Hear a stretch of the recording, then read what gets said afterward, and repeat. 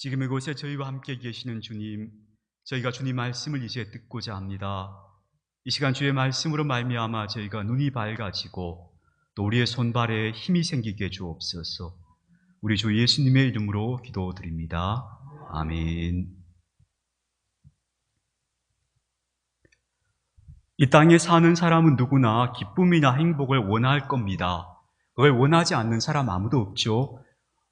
슬프게 살고 싶은 사람 아무도 없고 불행하게 살고 싶은 사람 아무도 없지요. 우리는 다 기쁨으로 살고 싶고 행복하게 살고 싶습니다.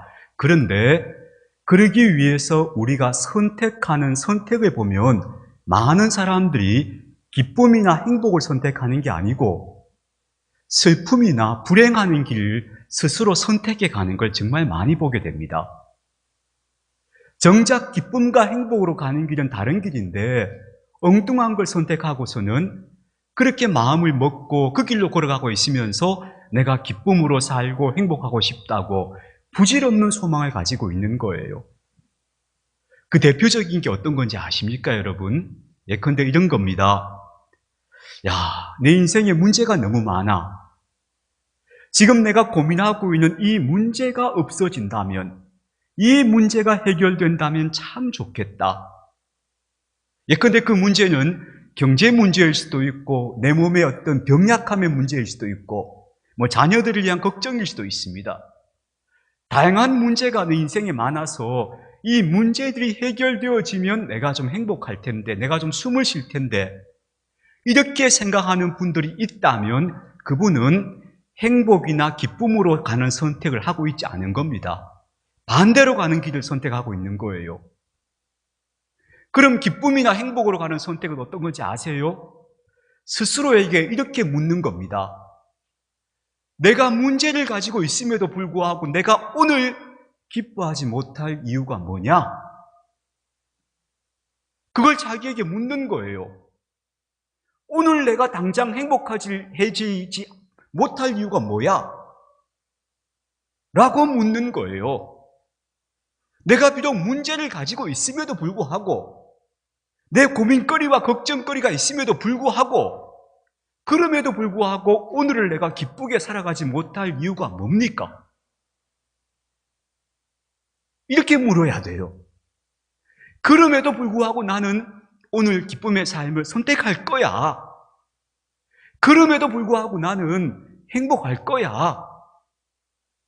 여기서 시작하는 겁니다. 이 선택에서부터 우리 삶의 색깔이 달라지는 것이지, 내가 문제가 다 해결되고 나면 기쁠 거야, 문제가 다 해결되고 나면 행복할 거야, 그러면 평생 기쁨의 순간, 행복의 순간은 오지 않습니다. 반드시 무엇부터 시작하는가 하면 내 마음의 결심으로부터 시작한다. 그래, 괜찮아.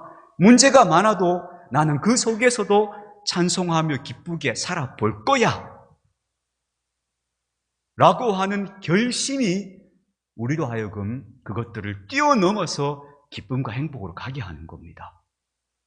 제가 오늘 주보에 소개해드린 내 인생의 샴페인이라는 책이 바로 그걸 가르쳐주는 책입니다. 읽고 싶은 분들은 저한테 빌려가시고 싶은 분들은 말씀해 주시면 제가 빌려드리겠습니다. 제가 어릴 때 자주 뵙던 친척 아주머니가 계셨습니다. 이분이 저희 같은 동네에 살아서 제가 그 댁에 가서 그 댁에 이제 어르신이 한문학자였어요. 그래서 가서 어릴 때 천자문도 배우고 하느라고 그 집에 자주 출입을 했었는데요. 그 아주머니께서, 그 친척 아주머니께서 저를 볼 때마다 이렇게 말씀하셨어요. 아유, 너는 스마일 인형 같다. 스마일 인형 같다 하셨어요. 그래서 제가 어릴 때 표정이 항상 생글생글 웃는 그런 표정이었던 것 같아요. 제 표정이. 별로 못 믿겠다 이런 얼굴이신데 진짜 그랬습니다. 어릴 때는 지금보다 훨씬 귀여웠겠죠. 그래, 생글생글 웃는 스마일 표정이었어요. 근데 제가 최근에 그 생각이 나는 거예요. 그랬지. 내가 어릴 때 그렇게 생글생글 잘 웃고 다니고 항상 내 마음이 행복감과 기쁨이 이렇게 샘솟나는 그런 아이였지 하는 생각이 드는 거예요. 근데 내가 왜 그걸 잃어버렸을까? 그리고 지금 와서 가만히 생각해 보니까 그 셈이 그 근원이 여전히 제 속에 있는 거예요. 근데 내가 내 마음이 다른 데 정신이 팔려서 다른 고민을 붙잡고 있고 다른 염려하고 있느라고 내 속에 있는 내 본래의 모습대로 살아가지 못했던 거예요. 근데 가끔씩 저를 만나는 분들은 이런 이야기를 하셨어요. 목사님은 종종 어떨 때 보면 되게 장난꾸러기처럼 보인다고 얘기하셨어요. 근데 그게 바로 제 본 모습이었던 거예요. 여러분, 우리가요, 심각하게, 우울하게, 무기력하게 살아가는 거 우리 본 모습 아니에요. 우리 영혼 깊은 곳에 누구나 기쁨을 샘을 가지고 있어요. 그러니까 여러분이 마음 먹는 것부터 시작하세요. 그게 중요합니다. 자, 그런데 저는 그 용기에 대해서 우리가 4월달 동안 얘기했잖아요. 첫 번째, 사실 여러분 제가 굉장히 간단한 말씀을 드려요. 첫 번째는 뭐냐면 용기는 깨어지는 걸 두려워하지 말자. 우리 인생에 실수하고 실패하고 시행착오 하는 거 겁내지 말자. 그럼 용기 생긴다. 그랬죠. 두 번째는요, 진짜 인생에서 우리가 갖추어야 할 가장 강력한 무기는 용기다. 용기가 없으면 지식도 재산도 아무것도 소용이 없다. 용기를 가지고 자기 삶의 문제들 앞으로 걸어가야, 그래야 인생에서 성공할 수 있다. 그래서 용기가 가장 강력한 무기라는 말씀 드렸고요. 또 지난주에는 제가 우리 자신을 변화시키는 용기 3가지 언어가 있다 그랬죠. 첫 번째는 기억나십니까? 잘 모르겠습니다 라고 말하는 거예요. 똑똑한 척하지 않고 어디를 가든지 잘 모르겠습니다 말하면서 하나님께 사람 앞에 귀 기울이는 거예요. 그게 첫 번째 나를 변화시키는 용기 있는 말이라 했죠. 두 번째는 도와주세요 하는 거예요. 내가 마치 잘할 수 있는 것처럼 대단한 사람인 것처럼 생각하지 말고 하나님과 사람 앞에 손을 내밀어서 나 좀 도와주세요라고 자꾸 말할 수 있는 거, 그게 용기 있는 말이고 자기를 변화시키는 말이라 했죠. 세 번째는 맡깁니다는 거예요. 이건 진짜 용기가 필요해요. 나는 최선을 다하지만 결과는 하나님 알아서 하세요 라고 탁 놓아버리는 거, 그게 용기라 했습니다. 그런 용기가 있어야 우리가 우리 자신을 변화시킬 수 있다, 그렇게 말씀드렸죠. 오늘 4번째인데요, 뭐냐 하면요, 오늘의 용기는 다시 시작하는 용기입니다. 다시 시작하는 용기. 오늘 본문에는 삭개오라고 하는 사람이 등장하는데, 이 사람은 여리고성의 세리장이었고 부자였다고 소개하고 있어요. 그리고 키가 작은 사람이었다. 이 3가지가 삭개오에 대한 본문이 말하는 정보예요. 이 정보들을 종합해서 삭개오라는 사람이 어떤 사람일까 하는 걸 이제 그려볼 수 있는데요. 그는 예수님을 만나고 싶었어요. 그리고 나서 정말 예수님 만나러 갔는데 사람들이 많아서 예수님께 나아가지 못하니까 나무 위에 올라가서 예수님을 보려고 했어요. 모습이 좀 우스웠겠죠. 근데 그 모습을 보시고 예수님께서 삭개오의 마음을 읽으신 거예요. 그래서 내가 오늘 네 집에 가겠다. 그러니까 삭개오가 기쁨으로 예수님을 자기 집으로 영접했어요. 그리고 거기서 함께 식사하면서 예수님과 많은 대화를 했겠죠. 그리고 삭개오의 마음에 큰 변화가 임했어요. 삭개오가 그 자리에서 일어나서 이렇게 선포해요. 내가 가지고 있는 재산 절반을 가난한 사람들에게 다 나눠주겠습니다. 그리고 내가 지금까지 남에게 거짓말하거나 남을 속여서 빼앗은 것이 있으면 4배를 갚아주겠습니다라고 얘기해요. 이거 엄청난 선언이에요. 보통 유대인들은요, 내가 만약에 누굴 사기를 쳤어요, 남을 속였어요, 그래서 뭘 뺏었어, 그러면 갚아줄 때 5분의 1만 더해서 갚아주면 돼요. 그게 율법이에요. 근데 삭개오는 4배를 갚아주겠다는 거예요. 그리고 자기가 가지고 있는 재산의 절반을 다 처분하겠다는 거예요. 이렇게 되면 결국 삭개오는 거의 자기가 갖고 있는 건 다 막 그냥 버리는 거죠. 그 정도로 엄청난 결단을 한 거예요, 이 사람이. 왜 이 결단이 삭개오에게 엄청난 이유가 있었는가 하면요, 당시 사회 분위기를 가지고 짐작해 보자면 이건 정말 놀랄만한 이야기입니다. 고대로부터 삭개오가 살고 있던 여리고성은 아주 유명한 성읍이었어요. 그게 사람들이 오래전부터 모여 살던 큰 성읍이었어요. 그래서 여리고성은요, 성의 규모가 상당하기 때문에 거기서 세리장이라면 이 사람은 다른 건 몰라도 경제적으로는 굉장한 사람이에요. 돈 하나는 되게 많은 사람이에요. 근데 삭개오가 직업이 세리잖아요.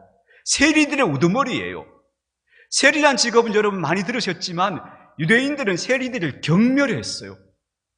정확하게 말하면 이 세리는 요즘 세무공무원 같은 일이 아니에요. 이 사람들은 징세 청부업자들이에요.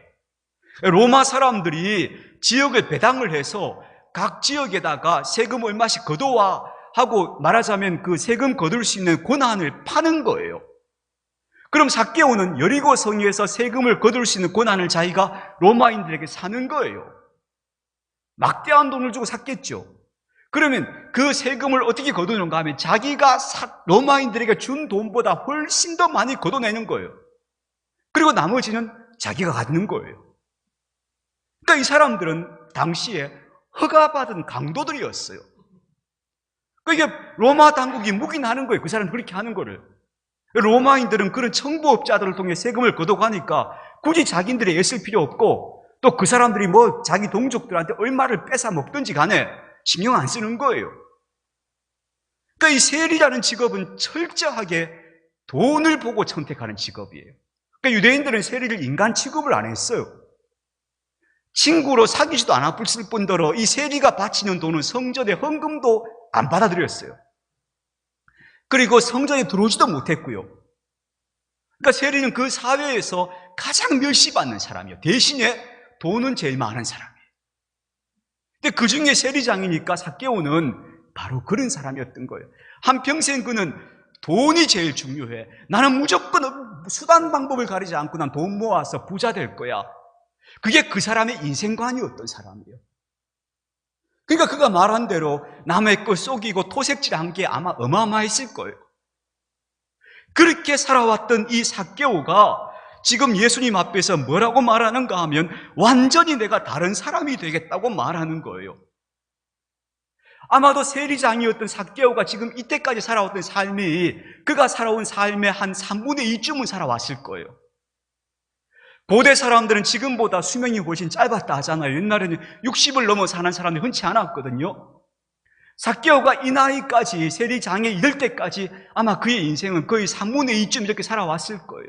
그는 이대로 살았고 또 앞으로도 이대로 살 거고 변화도 없이 살아가는 삶이 그냥 막연하게 그렇게 딱 보이는 사람이에요. 그런데 이 삭개오가 예수님 만나고 나서 완전히 달라져 버렸어요. 그의 인생이 새로 시작된 거예요. 그래서 그는 결국 나중에 어떻게 되는가 하면 전해온 이야기에 하면 그는 가이사라 지방의 주교가 됐다 그래요. 주교는 그 지역을 책임지는 목회자를 말해요. 이 사람은 그때부터 그의 인생이 완전히 달라진 거예요. 그 막대한 재산들을 가난한 사람 다 나눠줘 버리고 자기가 잘못한 거 다 갚아주고 그리고는 오로지 예수 그리스도를 따라 살면서 자신의 인생을 새롭게 시작하는 거예요. 그렇게 다시 시작된 인생, 그 다시 시작된 인생을 살다가 끝내는 가이사라의 주교로 생을 마감한 사람이 바로 이 삭개오였던 거예요. 그래서 여러분, 저는 여기서 인생을 다시 시작한다는 것이 어떤 말인지에 대해서 여러분과 같이 좀 나누고 싶어요. 이 성경에는 예수님 만나고 나서 새로운 삶을 시작된 사람들이 어마어마하게 많아요. 사람들이 예수님만 만났다 하면 그 사람들의 인생이 새로 시작되는 거예요. 다시 시작되는 거예요. 다른 식으로 살아가는 거예요. 그런데 이게 신약 성경에 국한된 얘기가 아니죠. 아브라함도 그랬어요.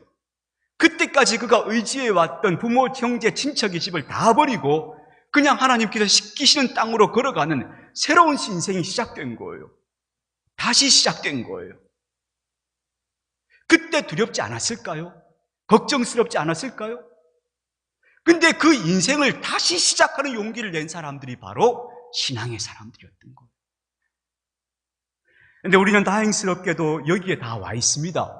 우리는 예수 그리스도를 믿는 사람으로 살고 있습니다. 그렇다면 우리에게 다시 시작해야 할 용기는 어떤 용기가 필요할까? 여러분, 우리가 회개한다 이렇게 말하잖아요. 그 회개라는 말의 문자적 의미가 뭐냐 하면요, 다른 길을 간다는 뜻이에요. 다른 길을 간다. 내가 지금까지 걸어왔던 길 아니고 다른 길로 간다. 다시 말하면 다시 시작한다는 뜻이에요. 그게 회개예요. 그래서 저는 여러분, 이 회개란 말을 우리말로, 우리 시대의 말로 이렇게 정의할 수 있다고 생각합니다. 너 자신을 혁명하라. 이게 김진이라는 분이 쓰신 책 제목인데요. 함석근 선생님 명상록을 가지고 이분이 그걸 책으로 내면서 너 자신을 혁명하라 이렇게 이야기했어요. 저는 이 말이 정말 멋있는 말이라고 생각해요. 이게 바로 우리가 오늘 좀 가슴에 담아야 되는 얘기인가 아닌가 싶어요. 그래서 하나하나 말씀드려 볼게요. 첫 번째로, 우리는 지금까지 내가 옳다고 믿고 살아왔던 것들에 대해서 의심해야 한다. 그리고 하나님 말씀에서부터 새로운 삶의 가치관, 새로운 삶의 기준을 찾아야 한다. 제가 보기에 많은 사람들이 여기 계신 분 예외가 없는데요. 우리가 성장하면서 저마다 자기 가치관들이 있어요. 이럴 땐 이렇게 해야 돼, 이렇게 해야 돼. 야, 우리 저마다의 기준들을 다 가지고 살아왔어요. 거기에 대해서 의심하셔야 돼요. 그게 맞는가? 다시 생각해 보셔야 돼요. 의심하지 않으면 새로 시작할 수 없어요.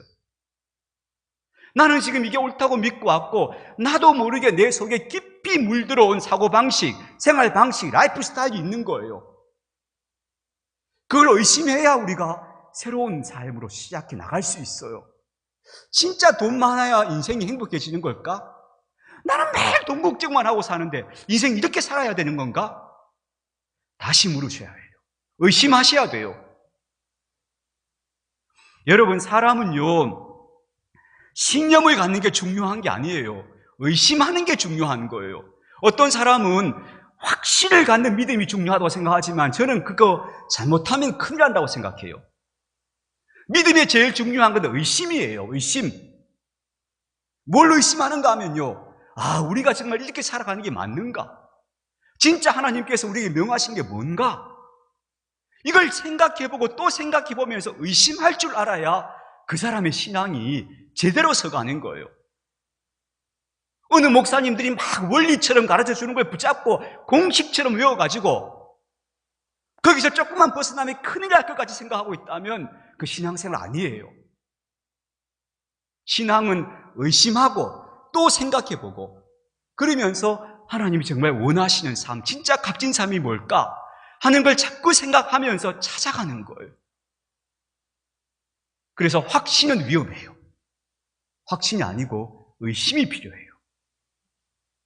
그리고 우리가 정말 여러분, 그러다 보면 우리는 어제와 다른 오늘을 생각하게 되고요, 세상을 내가 조금 더 다른 눈으로 보게 되고, 내가 사람을 대하는 태도가 달라지게 되고, 이게 자꾸 변화되어져야 돼요. 이런 변화가 우리 속에 일어나야 우리가 달이 새로 시작하는 거예요.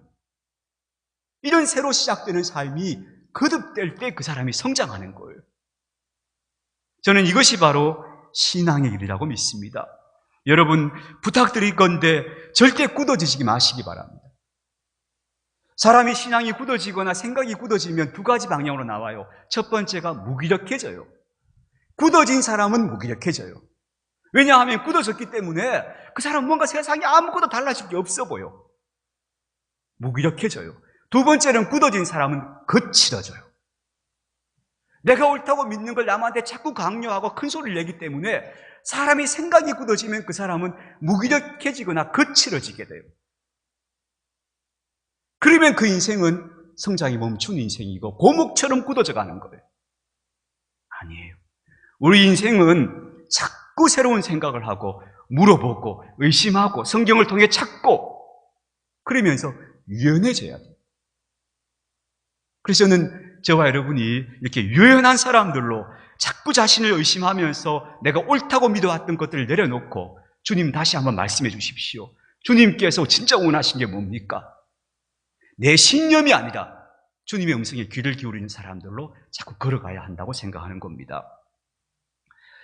삭개오는요, 자기 인생의 대부분을 그는 돈 보고 살아왔던 사람이에요. 예수님 만나고 나서 그의 인생은 달라졌어요. 그 삶의 가치관이 싹 바뀐 거예요. 인생이 다시 시작된 거예요. 아마 그가 그동안 가져왔던 그 돈, 자기가 집착했던 것들을 내버리는데 큰 용기가 필요했을 거예요. 근데 그 사람은 그 용기를 냈어요. 그가 버렸어요. 그래서 삭개오가 살아난 거예요. 구원받은 거고 그의 삶이 값진 인생이 되는 거예요. 여러분이 믿어왔던 거, 옳다고 생각했던 거 내버리는 거 조금 더 아깝게 생각하지 마세요. 낡은 것은 내버려야 되고요, 새로운 것을 향해 마음을 열어야 돼요. 우리는 어제를 사는 사람이 아니고 내일을 살아가야 할 사람들이에요. 방향이 항상 분명해야 돼요. 두 번째로요. 그래서 우리는 자꾸 도전해야 된다고 생각합니다. 삶의 다양한 문제들을 도전해야 된다고 생각합니다. 저는 제 자신을 이렇게 생각합니다. 저는 제 인생이 지금부터 시작이라고 생각합니다. 지금까지 살아왔던 인생, 제가요, 예전에 이런 생각이었어요. 불과 예전도 아니고 얼마 전까지 무슨 생각을 했는가 하면요. 목사로서 살아온 내 삶의 시간이 제가 지금 거의 20대 후반부터 살아왔으니까 30년 가까이 되거든요. 30년까지는 안 되지만 30년 가까운 세월을 목사로 살았어요. 생각해 보니까 70에 은퇴한다 해도 내가 살아온 세월이 앞으로 목사로 살아갈 세월보다 더 많은 거예요. 그래서 내가 지금 살아온 이 삶의 관성이나 습관을 따라서 앞으로 살아가게 되지 않을까 생각을 했어요. 나 그렇게 될 것 같은데, 앞으로 남은 시간이 더 짧은데, 여기서 무슨 일이 일어날까? 큰 기대가 없었어요. 좀 무기력했어요. 그런데 하나님께서 다행히 저를 깨우쳐 주셔서 제가 이제 어떤 생각을 하게 되었는가 하면요. 지금까지 30년 동안 목사로 살아온 건 연습이었어. 이제부터 시작이야, 나는 이제 새로 시작하는 거야. 저 이렇게 생각해요. 여러분 이렇게 생각하지 않을까요? 내가 지금 70평생 살았는데 지금까지 내가 철도 모르고 그냥 세상 속에 살았어. 근데 우리 보통 이제 앞으로 100세, 120 산다잖아요. 20년, 30년 여러분에게 남아있어요. 내가 이 시간만큼은 내가 탁 끼어서 살아야지. 내가 제대로 살아야지. 정말 예수님께서 말씀하신 인생의 가치를 제대로 실현해야지. 우리 이렇게 살 수 있잖아요. 이렇게 하자고요. 지금까지 살아온 건 그저 연습이었어. 시행착오였어. 이제 알 것 같아. 이제부터 새로 해보자. 이 마음을 내자고요. 제가 아는 친구 딸이 이제 제 또래 친구들은 다 이제 애들 다 대학 졸업하고 이제 시집장가 가는 그런 나이인데 요즘 시집장가 잘 안 가니까 결혼식까지는 별로 없고요. 소식을 들어보면요. 제가 아주 친한 친구 딸아이 하나가 4년제 대학을 다녔거든요. 4년제 대학을 졸업했는데 졸업하고 막상 사회에 나와보니까 취업의 자리가 없는 거예요. 얘가 어떻게 했는가 하면 4년제 학교 다닌 거 다 그만두고 없는 걸로 하고 전문대학교를 다시 갔어요, 얘가. 그래서 그 학교를 졸업해서 취업을 새로 했어요. 그래서 제가 그 이야기를 듣고 야, 그놈 대단하다 그랬어요. 그래, 내가 4년 동안 열심히 돈 들여서 학교 다녔어요. 해보니까 나하고 안 맞고 길이 안 보여. 그럼 그만두고 새 길을 가면 돼요. 근데 왜 못 가는가 하면 내가 4년 동안 돈 들이고 이렇게 한 거 아까워서. 이래가지고 또 내가 가면 또 뭘 가? 이런 생각에서 마음을 졸이니까 그 선택을 못 하는 거예요. 뭐가 아까워요? 내가 지나온 사월이 그저 시행착오의 시간이었다면 그 시간이 뭐가 아까워요? 그거 다 내버리고 나 새로 시작해. 나 새로 걸어갈 거야. 그게 아무리 늦어도 그게 더 지혜로운 거죠. 우리 그런 용기를 좀 냅시다. 그게 저는 새로 시작하는 용기라고 믿고요. 그 용기 내어야 한다고 생각합니다.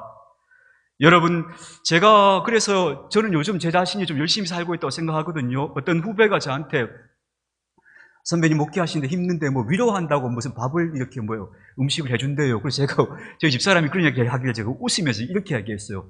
나 위로받을 필요 없어. 나 요즘 위로받을 필요 없어. 나 잘 살고 있는데 내가 왜 위로받아? 제가 농담으로 그랬는데요. 어느 날 제가 문득 이런 생각이 들더라고요. 내가 이렇게 열심히 살다가 어느 날 밤에 하나님께서 나를 그냥 불러가셔서 내가 아침에 못 깨어나도 괜찮다. 그러니까 열심히 살다가 하나님 불러가시면 난 괜찮다. 거기에 대해서는 아무 미련이 없다. 그런데 내가 흐지부지 살다가 인생을 이거 하다가 저거 하다가 망설이다가 이렇게 살다가 어느 날 하나님 불러가시면 그건 정말 안타깝고 속상할 것 같아요. 열심히 내가 무엇이든 새로 시작하는 마음으로 막 달려가는데 하나님 불러가시면 그건 아멘 가야죠. 인생은 내가 무슨 열매를 남겨놓고 큰 업적 남겨놓고 가는 거 아니거든요. 그래서 제가 그때 그 생각을 하면서 깨달았어요. 아, 인생은 다 과정이구나. 그래서 열심히만 살면 되는구나. 무기력하거나 굳어지거나 하지 않고 자꾸 뭔가 새로운 걸 하고 도전하고 내 생각을 새롭게 하고 하나님께 묻고 그러면서 나아가기만 하면 되는 거구나. 그게 인생이구나. 그런 생각을 요즘 하게 되었어요. 그래서 여러분 마지막으로 뒤돌아보시기 마시기 바랍니다. 다시 말씀드리지만 아까워할 거 없습니다. 후회할 것도 없습니다. 그냥 아니다 싶으면 새 길을 찾아가십시오. 괜찮습니다. 용기를 내십시오. 뭐라도 여러분 새로 시작하실 수 있습니다. 그래야 합니다. 예수님께서는 사람들이 막 환호할 때도 그 자리를 떠나셨어요. 조금도 미련 두지 않으셨어요. 예수님 막 왕으로 삼으려 할 때 예수님께도 그냥 떠나시는 거예요. 또 어떤 사람들이 예수님을 막 죽이겠다고 비방해도 예수님 그 사이로 그냥 지나가셔요. 떠나가셔요. 당신은 그런 것들에 매이지 않으셨어요. 다만 당신이 하나님 앞에서 가야 할 그 길로만 그냥 쭉 가신 거예요, 예수님이. 그래서 우리 예수님 참 멋있는 분들이라고 생각해요. 합니다. 우리 젊은이들에게 다시 말씀드립니다. 내가 가야 할 길을 어떻게 찾을까? 그 실수를 많이 해봐야 되는 거예요. 시행착오를 많이 해봐야 찾는 거예요. 그러니까 시행착오와 실수한 거 아까워하지 마시고 그거 다 도움이 된다 생각하고 자기 길을 더 열심히 찾아서 이거다 싶은 길이 있거든 그 길을 가십시오. 그리고요, 연애도 좀 많이 해보셔야 돼요. 요즘 그 젊은이들 연애 안 한다잖아요. 그 연애 안 하면 꼭 결혼 생활 어려워져요. 그러니까 연애를 많이 해봐야 결혼 생활 잘해요. 김창옥 씨가 그렇게 얘기하잖아요. 연애 많이 해본 여자들이 잘 산다 그러잖아요. 틀림없는 말이에요. 돈 없어도 자꾸 연애를 시도해 봐야 돼요. 그래야 결혼 생활이 더 잘 될 수 있어요. 저는 요즘 그 유튜버에서 이제 마무리해 볼게요. 유튜버에서 제가 이제 성경 읽기 매일 이제 보내드리잖아요. 요건 여러분 시작입니다. 전 2024년 버전은 요걸로 간다고 생각하고 있어요. 2024년 올해 안에 다 못 끝날 거예요. 어쨌든 2024년에 시작한 성경은 이해가 되는 성경 통독에서 계속 통독으로 갈 거예요. 요 버전이 끝나고 나면 2025년이나 2026년이 될지 모르겠지만 그때부터는 새로운 버전으로 시작할 거예요. 그건 뭐냐 하면 샅샅이 성경 읽기예요. 성경 한 장 한 장 읽으면서 인문학적인 모든 그 관점을 가지고 성경을 잘 깊이 보는 것을 또 시작할 거예요. 그리고 그 다음에는 제가 또 인류의 고전이라 할 수 있는 다양한 책들을 또 읽고 그걸 또 유튜브로 제가 만들어낼 거예요. 제가 지금 계획이 많아요. 할 게 많아요. 그러니까 제가 안 해본 일들을 자꾸 할 거예요. 여러분도 그렇게 하세요. 여러분 인생에도 안 해본 것들을 자꾸 해보십시오. 새로운 것들을 시도하십시오. 무엇보다도 내 내면의 내 생각들을 새롭게 하시길 바랍니다. 내가 이제까지 알아왔던 것들은 다 버려야 돼. 다 버리고 하나님 앞에 와서 딱 깨끗하게 새로 배우자. 앞으로 다가올 내일 배우자 하는 마음으로 걸어가시면 참 좋겠다 싶습니다. 진짜 인생의 실패는요, 결과가 없는 거 아닙니다. 결과가 없는 게 진짜 인생의 실패가 아니고요. 결과가 무서워서 시도하지 않는 게 진짜 인생의 실패입니다. 그래서 달란트 비유에서 제일 나쁜 사람이 한 달란트 받아서 땅에 그냥 묻어뒀던 사람이 제일 나쁜 사람이었던 거예요. 그 사람은 두려워서 아무것도 안 했던 거예요. 그런 인생이 하나님 앞에서 제일 무기력한 인생입니다. 사람은 실패를 두려워하면 무기력해지거나 아니면 게을러집니다. 게으름은 사람의 천성이 아니고 두려움 때문에 생긴다 그래요. 실패하거나 잘하지 못했던 생각이 들면 사람이 게을러져요. 무기력해져요. 그렇게 하지 마시고 여러분 인생 깁니다. 앞으로 여러분 인생 지금부터 나 새로 시작이야 해도 절대 늦지 않습니다. 하나님 앞으로 나오셔서 말씀을 다시 배우십시오. 다시 읽으십시오. 그리고 여러분 삶 속에서 주어지는 삶의 조건들에 낙심하지 말고 모든 게 결정됐다고 생각하지 말고 아니야 오늘부터 새롭게 만들 수 있어라고 생각하십시오. 그렇게 여러분의 삶을 계속해서 앞으로 나아가면서 가꾸어가는, 그래서 정말 주님이 기뻐하시는 삶으로, 제가 잔소리가 많이 길어지는데 제가 예전에 이런 생각을 했어요. 노후를 이렇게 생각했어요. 노후를 어떻게 사는가 할 때 보통 우리가 그리는 그림이 있잖아요. 노후를 어떻게 사는가 하면요, 고급스러운 소비자로 사는 게 우리가 노후의 꿈이잖아요. 좀 설명해 볼까요?